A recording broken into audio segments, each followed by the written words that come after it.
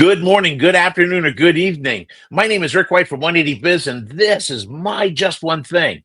So, we're going to talk about comfort today, and there's two kinds of comfort. There's situational comfort and strategic comfort.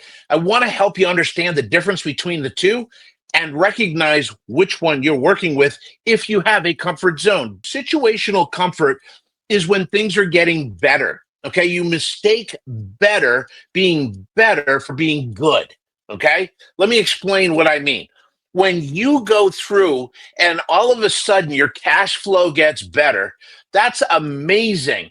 Or you finally get fully staffed and things are starting to roll. That is amazing. But I want to warn you that that is situational comfort. What does that mean? Because it's very, very dependent upon the situation. So if you're fully staffed and all of a sudden your top tech leaves, what happens? So step back and think this through. How uncomfortable, how fast would you go from being comfortable to being extremely uncomfortable if your top advisor left, if your bookkeeper left, if your technician left? That stuff's gonna happen. Okay. I want to make sure you're not mistaking situational comfort for strategic comfort. Or here's another situation where situational comfort comes in. Let's say things have been really tight in the shop, you've been slow, whatever the case is, and money's been tight. And then all of a sudden it opens up. Thank God, right? It works. You're working, there's money there, there's money coming in. And all of a sudden you feel really good. Why? Because the pressure's off.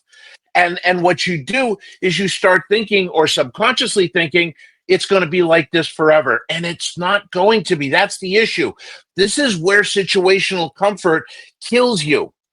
Okay, because you get into this mindset, I'm fully staffed, it's working great. Or hey man, I'm finally making cash again. This is awesome. And then what you do, you start spending like a drunken sailor. Does that make sense? So what I want you to be able to do is step back and recognize situational comfort. Situational comfort is when things get better. Okay, but it doesn't mean they're good. So what you want to do is start thinking with strategic comfort. So improved cash flow, that is not comfort. That's breathing space. 6 months saved, 6 months of your expenses saved. That is strategic comfort.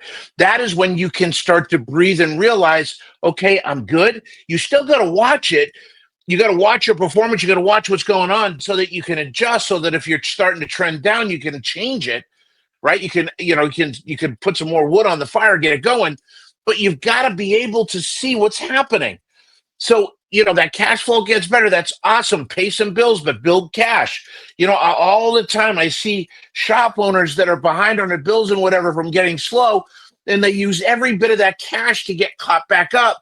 And then they slow down again and they got nothing in the tank. You've got to be able to be smart about this. Pay your bills off, get them paid, but make sure you're squirreling money away every single week and building up that cash reserve in your checking account. Go from where zero in your bank account is normal, or that's where your threshold for pain is. We want to get that raised to 5,000 and then 10,000, and then you're going to start to feel more strategic comfort. That's what I want you to see, okay? Now, strategic comfort with help and your staffing is making sure you have a bench, right? Where you are constantly looking for new help, not to replace people, but to have them there ready to go when it's time to replace. Okay? So this is what we've got to look at. This is where you've got to step it up. How many of you are stuck in situational comfort? Y'all get what I'm saying here? Do you get what I'm saying? Just because things are getting better, it doesn't mean they're good. Don't mistake getting better for being good. So I want you to step back and say, where am I comfortable? Right? And please understand, comfortable, when we talk comfort zone, remember, a lot of times I don't like the word comfort zone because a lot of times it's not comfortable, it's familiar.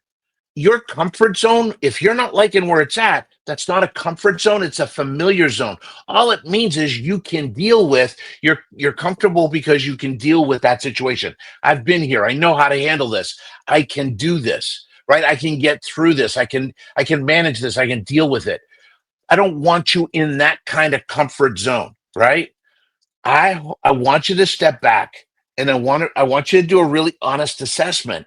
Where are you comfortable when you shouldn't be, right? It's okay to see the progress. It's okay to get some breathing room, but don't take your foot off the gas pedal, right? If you're getting cash flow, for the first time in a while, and there's money in the bank, and checks aren't bouncing, whatever the case is, that's great. That's awesome. But do not take your foot off the gas pedal, because your goal is not breathing room. Your goal is a safety net. Okay. So feel the progress, feel good about the progress, but stay uncomfortable. That's probably the best information I can give you this morning is I want you to stay uncomfortable. Okay. I want you to step back and I want you to start asking what if questions. What if one of my techs leave? What if one of my advisors leave? What if business slows down?